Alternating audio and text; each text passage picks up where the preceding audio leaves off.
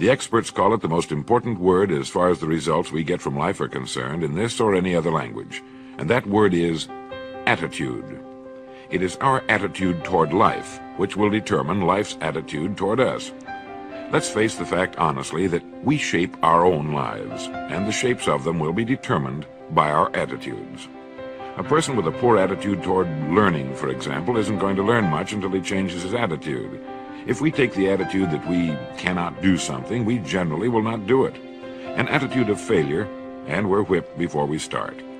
So we know then that what we receive from life, what we accomplish or fail to accomplish, is due in large measure to our overall attitude. William James of Harvard University put it this way: "The greatest discovery of my generation is that human beings can alter their lives by altering their attitudes of mind." And isn't it wonderful that we have this measure of control? Before we start talking about our attitude toward the world, let's talk about our attitude toward ourselves, since it is the attitude we take toward ourselves which determines our attitude toward the world. Now right here we come to a rather strange fact. We're so familiar with ourselves, we tend to take ourselves for granted. We tend to minimize the things we can accomplish, the goals we can reach, and for some equally strange reason, believe others can accomplish things in our field which we cannot. There are literally millions of human beings living narrow, darkened, frustrated lives, living defensively, simply because they take a defensive, doubtful attitude toward themselves, and as a result, toward life in general. Many people are suspicious of and oppose change, yet change is the one thing in life on which we can absolutely count. People who stay young all the years of their lives not only welcome change, but see it for what it really is: new opportunity, new chances for further fulfillment.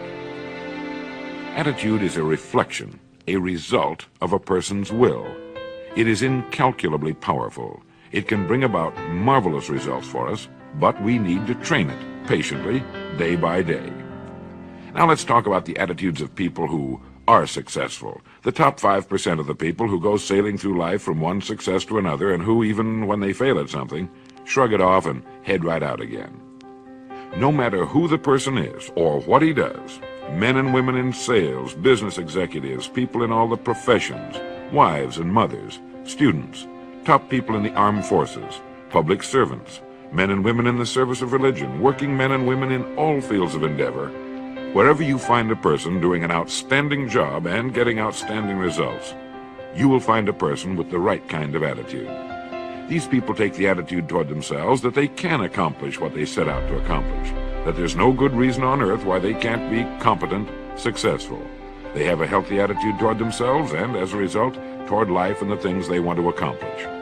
And because of this, they achieve some remarkable things, and they come to be called successful, outstanding, brilliant, lucky, and a lot of other things.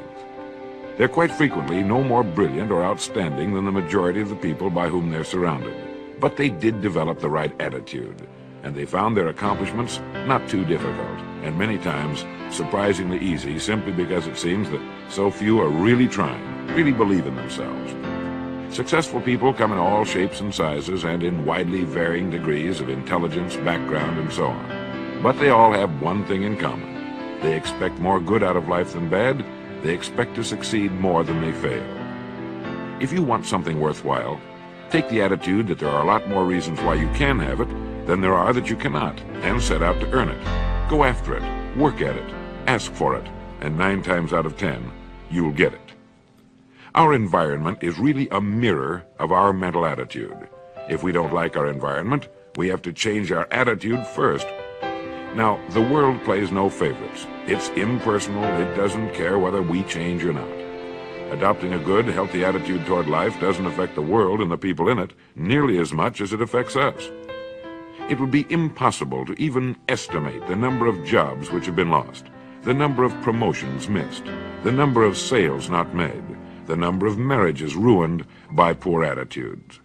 But you can number in the millions the jobs which are held but hated, the marriages which are tolerated but unhappy, all because of people who are waiting for the world and others to change toward them, instead of being big enough and wise enough to at least make a test which will prove beyond any shadow of a doubt where most or at least a big part of the trouble lies. Studies made of the lives of literally thousands of successful people have shown that they radiate confidence, assurance, they expect success, and they get success. You can spot these people by the way they walk, by the way they look and act. You can feel it about them when they enter a room. They may be short and fat, or tall and thin, or any combination in between, but they have about them the attitude of success. In the record Greener Pastures, I'll get into this next statement, but right now I want you to realize, if you don't already, that in 5 years or less, you can get right to the top of the work you're now doing. I know this, but the important question here is, do you know this? The minute you do know it, you'll have this right attitude I'm talking about. The easiest and most effective means of forming a good attitude habit is to begin to act as though you have a good, positive, expectant attitude toward life. That's right. Begin right now to walk, act, and look as though you belong to this group. If you're already in the top 5%, you'll know what I mean. If you've never tried it, you'll be amazed at what happens. Actions trigger feelings, just as feelings trigger actions. And what I'm trying to say is that you must first become, mentally, from an attitude standpoint, that which you wish to achieve. In short, his attitude had been one of success, of expecting success, long before the material, the tangible rewards of success had been earned. For now, remember that a person must act, look, and because of these things, feel successful before the success he seeks can come. Chances are you know people who seem to be what others call lucky. All kinds of good and wonderful things seem to happen to them, and they give the impression of happily sailing through life, having a wonderful time, and getting more accomplished in a year than most people do in 5. Now, it makes no difference how good a person's attitude has been in the past. Anything can be improved upon, and it's the small refinements upon something already good that makes it great. So here's the test. For the next 30 days, act toward the world, everything and everyone with whom you come in contact, with the attitude which represents the kind of results you want to achieve. That is, if the result you want is more success in what you're doing, act as though you are already in possession of the success you seek. If you want others to treat you with admiration and respect, treat others with admiration and respect first. Have you ever stopped to think of this? Every human being on earth is the most important human being on earth as far as he or she is concerned. You may never get anyone to admit it, but it's a fact. So for the next 30 days, treat every person with whom you come in contact as the most important person on earth, remembering as you do so that as far as that person is concerned, he is. Now, the reason I say treat everyone in this fashion is mainly because this is the way human beings ought to treat each other, and because it will help you form a habit that will bring you amazing and delightful results for the rest of your life. Have you ever noticed that the higher you go in any organization of value, the nicer the people seem to become? You see, the bigger the person, the easier it is to talk to him, to get along with him, to do business with him. You know why? It's because he's got a good attitude, and people with the best attitudes just naturally gravitate toward the top. So for 30 days, act toward others and the world at large in exactly the same manner you want the world and others to act toward you. Treat your wife or husband as the person he or she really is, the most important person in your life. The same with the children. Carry out into the world each morning for 30 days the kind of attitude you would have if you were the most successful human being on earth. And notice how it quickly develops into an habitual attitude. When a person does this, he should realize he has already placed himself on the road to what he seeks. He is right now in the top 5% of the people in this or any other country. He has prepared the ground and planted the seed. He has made of himself a magnet, an embodiment of that which he seeks. Before metal can be cast into a desired shape, the mold, the expectant receptacle, must first be fashioned. Before a building can be erected, the excavation must be made and the foundation laid.